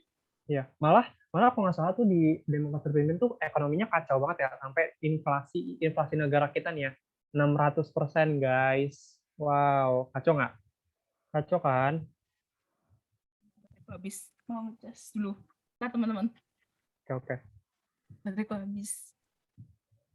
Enggak, aku nggak capek. Bateraiku aja yang capek. Aku semangat nih teman-teman ngajar kalian. Lama malah seru banget ternyata ya ngajar lagi. Nanti deh aku ngajar lagi deh. Kalau Oke. misalnya Oke, ini ada yang nanya lagi nggak nih teman-teman? Bukan kacau lagi, itu mah kacau banget gak sih? Iya, banget iya, banget. betul. Oke, 600%. Wow. gimana teman-teman? Soalnya aku Iya, bisa benar-benar didengar kita nggak? kayak banyak ngutang gitu loh. Lanjut, Kak. Lanjut katanya, Kak. Kata Nit. Oke, suara aku masuk kan? Ini aku terang banget, aku baru sadar. Oke, soalnya aku nggak pakai earphone nih, aku lepas. Oke, selanjutnya nih. Dalam rangka merebut kembali Irian Barat, Presiden Soekarno yang dirinya mengatasnamakan penyambung lidah rakyat telah menyerukan komando rakyat yang dikenal dengan sebutan, nah, oke, kalian udah benar banget, udah keren banget, udah banyak bener, Trikora, Trikomando Rakyat. Nah, ini banyak yang kejebak nih, Dwi Kora. Kalau Dwi Kora itu sama yang Malaysia ya, teman-teman. Nah, Tritura. Oke, tadi udah jelasin belum nggak yang Tritura? Oh, Tritura tadi belum ya? Tritura tapi itu lebih ke itu ya, apa namanya? Orde Baru, ya nggak sih? Ya, yang ada 3 tuntutan rakyat. Nah, yang bubarkan PKI, terus bersihkan PKI dari parlemen, sama turunkan harga kebutuhan pokok atau BBM. ya, bener banget. Yes. Oke, teman-teman. Jadi kalau yang Irian Barat itu Trikora ya, teman-teman. Kalau yang Dwi Kora itu yang Malaysia gitu. Jangan kebalik. Oke. Aku next. Yuk, ntar dulu. Clear tuh belum nih? Benar. Kalau Ampera apa, Kak? Ampera itu kabinetnya waktu Soeharto. Ya, betul. Amanat pemerintah rakyat bukan. Iya, ya. Ya, tapi itu waktu Betul, Ampera betul, tuh betul. itu kabinetnya Soeharto, bukan waktunya Soekarno. Oke, dari sini udah apa-apa belum teman-teman? Atau boleh aku next? Penderitaan rakyat. Oke. Gimana? Udah clear apa belum nih teman-teman? Udah belum? Kalau udah ketik 1. Oh, udah bilang next, aman. Dah. Oke. Oke. Jangan out dulu ya teman-teman, please. Oke. Selanjutnya demokrasi pimpin dicirikan sebagai berikut. Yang pertama, pemusatan kekuasaan. Oke. Ini aku kasih info aja, ini ada di UTBK tahun 2019 dan sebelumnya. Jadi gini sistematika jawabnya. Gitu teman-teman. Jadi kalau yang A itu 1, 2, 3, kalau yang B 1, 3, yang C 2, 4, yang D 4 saja, yang E itu benar semua. Gitu. Ini di UTBK sebelum tahun 2019, tapi kalau di tahunku 2021 yang kayak gini nggak ada. Gitu. Ya, udah nggak ada kok kayak gitu. Ya. Ada Iya. di PK nggak sih kemarin tuh? Di PK. Kayak gitu. Tapi beda. Ini peletakannya Beda. beda. Ya? Beda. Nah, peletakannya beda. Nah, ini udah benar banget yang jawab 1, 2, 3 nih, teman-teman. Nah, kenapa keempat salah? Karena terjadi nih konflik ideologis di dalam parlemen. Nggak ada konflik ideologis, cuma kayak ingin aja menggantikan, tapi nggak ada konflik ideologis. Kalau adanya konflik ideologis itu, misal gini, di situ ada kayak ideologi Pancasila, ada ideologi liberal, komunis, mereka konflik, itu baru ada namanya konflik ideologis. Makanya 4 ini salah, gitu teman-teman. Nah, 1, 2, 3 ini benar, gitu. Kalian udah banyak yang benar nih. Gimana teman-teman? Atau masih bingung atau gimana? Oke, lanjut ya. Ketik satu. Oke, ketik 1 teman-teman. Yang 2 tadi aman, Yang tadi Kak? 2. Yang tadi 2 gimana, Kak? Ntar aku lihat dulu. Lupa opsinya apa. Option 2. Membesarnya pengaruh PKI dan ABRI. Ya benar banget, karena antara PKI sama ABRI ini kayak istilah kayak berseteru gitu loh, teman-teman. Ya, seperti yang aku udah jelasin tadi ya. Isinya kan TNI sama Polri kan, mereka berseteru gitu, makanya ada pengaruhnya gitu, kayak ada konflik di antara kedua ini gitu. Yang 2, gimana? Kak, yang komando gabungan tadi apa? Komando gabungan rakyat sama hati nurani. Oh, itu nggak ada yang komando gabungan rakyat sama hati nurani rakyat tuh nggak ada sih waktu di demokrasi terpimpin gitu. Itu cuma pengincar aja gitu. Oke, aman ya teman-teman? Gimana teman-teman? Ketik 1 yuk. Oke, aman-aman. Sip. Aku next. saja ini ada apa nih? Belanda akhirnya mengakui bahwa Irian dengan adanya PPRA pada tahun 1969 hari ini terdapat dalam perjanjian. Nah, benar banget jawabannya adalah perjanjian New York. Kalau yang Linggarjati ini salah karena apa? Ini Linggarjati dia belum membahas kayak kasusnya Belanda gitu. Sama yang kayak Renville Romelan ini udah mulai bahas tapi belum ada kayak kepastian bahwa nanti akan dikasih ini, bahwa Irian tuh bakal dikasih ke Indonesia gitu. Nah, tapi waktunya KMB ini itu kayak ya nanti bakal dikasih pada setelah berapa tahun setelah pertemuan KMB gitu. Tapi kenyataannya sampai tahun itu juga nggak dikasih-kasih. Akhirnya Indonesia kayak menggugat gitu, ada perjanjian New York ini gitu, teman-teman. Gimana teman-teman? Aman? PPRA Anda. Oh, nah, aku lupa kepanjangan dari PPRA. Sebentar. Karena tahu nggak di kepanjangan dari PPRA? Aku lupa. Oh, penentuan pendapat rakyat. Ya, itu. Aku lupa, teman-teman. Mohon maaf. Kemudian itu apa sih, Kak? Rumroyen itu perjanjiannya itu apa ya? Rumroyen itu kan setelah adanya agresi militer kedua, kalau nggak salah. Nah, itu. Makanya adanya Rumroyen gitu, biar nggak Belanda mengagresi lagi. Gencatan senjata. Gimana teman-teman? Udah kelar gitu loh. Aman nggak? Satu ketik satu jika kamu percaya. Oke. Aman. Next ya teman-teman. Nah, selanjutnya ini ada nih, pembakaran kedutaan dan rumah diplomat Inggris di Jakarta serta pemutusan hubungan diplomatik Indonesia pada bulan Januari berhubungan dengan, nah ini, penolakan ini Indonesia terhadap penyatuan ini. Kan ada kayak konflik kan teman-teman antara Malaysia sama Malaysia sama Indonesia. Nah, oleh karena itu akhirnya ini konfliknya ini berhubungan dengan ini. Kenapa kok Inggris ada ikut campur ini? Karena kan Inggris itu gini, kan aku tadi udah jelasin bahwa adanya Federasi Malaysia itu Indonesia tuh kayak berpikir dia nggak mau ada itu karena nanti bakal ada namanya neokolonialisme gitu. Jadi ibarat Inggris tuh di atas gini. Nah, dia akan kayak bisa menguasai Asia Tenggara. Jadi di setelah Inggris itu ada Malaysia. Nah, setelahnya Malaysia tuh kayak negara-negara di Asia Tenggara, khususnya kayak Indonesia, Brunei, Singapura gitu. Gitu teman-teman. Makanya Indonesia kayak menolak gitu adanya penyatuan ini. Penyatuan Singapura dan Malaysia semenanjung dalam federasi. Itu teman-teman. Gimana teman-teman? Paham? Pokoknya ini kayak buntut panjangnya dari masalah itu loh, yang negara federasi Malaysia. Makanya kayak sampai dibakar seperti itu. Mana teman-teman? Dan federasi itu kayak serikat gitu, Kak. Ya, kurang lebih kayak serikat gitu ya, Kak. Ya. Kayak negara bagian, ya benar banget kayak negara bagian gitu. Nah, Indonesia nggak mau jadi negara bagian dari itu. Oke, pada aman nih, udah pada satu-satu. Oke, next. Nah, ini ya soal pada tahun tahun 2019 dan sebelumnya. Jadi kayak sebab akibat gitu. Nah, cara ngerjain ini gini aja deh. Ini jawabannya benar B.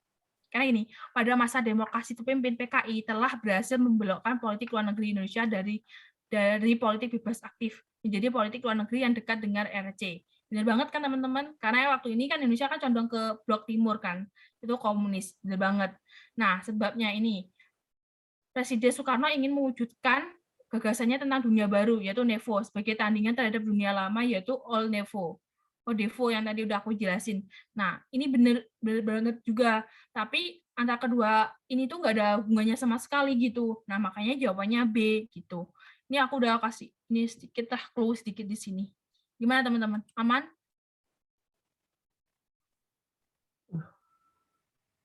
Gimana teman-teman? Aman nggak? Kalau aman satu dong. Ini tipe soalnya sih tahun 2019 dan sebelumnya teman-teman. Kalau di 2021 nggak ada. Oke, pada aman. Oke, sip, keren. Oke, next. Perhatikan informasi berikut. Gagalan pembentukan langsung soalnya. Trikora yang dicanangkan pada tanggal 19 Desember 1961 meliputi, nah ini aku jawabannya 1, 2, 3. Trikora tadi ya, Tri Komando Rakyat, yang itu hubungannya sama negara Papua. Jadi ini, 1, 2, 3 itu benar. Nah, kalau 4 salah kenapa? 4 sama 5 salah nih. Perhebat ketahanan revolusi di seluruh Indonesia. Nah, ini termasuk itu isinya dari Dwi Kora kalau yang 4 ini. Yang kelima, menyelenggarakan operasi militer pembebasan Irian Barat. Ini eh, ini tuh bisa apa ya? Ini enggak isi dari itu sih, dari isi apa namanya trikora gitu teman-teman. Nah isinya ini 1, 2, 3 gitu teman-teman. Oke, aman nggak nih teman-teman? Aman nggak? Oke, 1, Aman 1. Kak. Oke, aman. Oh, next ya. Oh, udah habis teman-teman ternyata. Ini yang terakhir. Oke, ini udah habis teman-teman. Aku stop share ya. Ya. Gimana, Kak? Ya sedih banget sih, masa udah habis. Oke. Oke. Makasih banget nih teman-teman udah nemenin aku sama Hikmah belajar lagi jadi rewind back time to demokrasi. Terpimpin lagi nih jadinya. Flashback nih untuk belajar UTBK. Oh iya, sebelum itu, tadi Mandi udah kasih nomornya kan? Tadi aku udah foto sih. Untuk setelah jadi aku mau ngapul Pak. Oke. Nah, jadi yang belum isi tadi bisa tolong isi bantu untuk kembangin bersinar. Jadi kayak kedepannya kita bisa lebih baik lagi. Ini harus kayak gimana dan kayak gimana. Gitu. Nah, mungkin nanti aku bakal ngajar lagi kali ya, insya Allah gitu ya. Kalau misalkan Oh ya. nanti, Kak nanti soalnya di-share enggak. Itu enggak di-share teman-teman. Itu atau aku buat sendiri, enggak bakal di-share di situ. Kalau kalian mau ntar. Ini simpen aja sih linknya ya. Buat belajar. boleh. Jangan lupa ya diisi ya, yang belum ya. Ini belum isi, aku datangin rumahnya, aku marah-marahin. Atau kalian boleh banget kok cari di Quizizz itu aja nama yang buat soal namanya Alonso Ziegler. Terus demokrasi campaign itu yang buat Alonso Ziegler teman-teman. Ya aku yang buat itu teman-teman. Ini ya kalau mau ya itu kalau mau buat latihan disimpan linknya. Ya. Ini kalau misalkan kalian mau tanya aku di Twitter boleh banget. Ini Twitter aku. 23 Tuagapat. Nah. Kalau Twitterku apa sih namanya? Oh ya, kalau mau tanya anak aku boleh banget juga sih. Nah, Twitterku apa? Sob. Oke, ini. Ya, kalau masa kamu lupa Twitter sih, Mak? Aku soalnya jarang banget main Twitter, Kak, sekarang. Main Twitter cuma ngupload aku pakai itu sih, main Twitternya. Soalnya aku kalau misalnya IG itu kayak aku jarang gitu loh bukanya kalau IG pertama. Soalnya kayak ya gitulah aku males. Banyak banget tugas guys, pokoknya tuh banyak banget tugas kayak aduh nggak bisa deh gitu pokoknya. Nah, udah kelar nih kita nih, sayang banget ya harus kelar udah jam 9:30. Hah? 9:30? Aku kaget. Oke, karena udah lama banget gila kita dari jam 7:30. Gila pada betah banget. Oke. Sebelum itu kita foto dulu yuk. Foto nggak sih? Foto lah, masa enggak? Oke, Ayo kita yang mau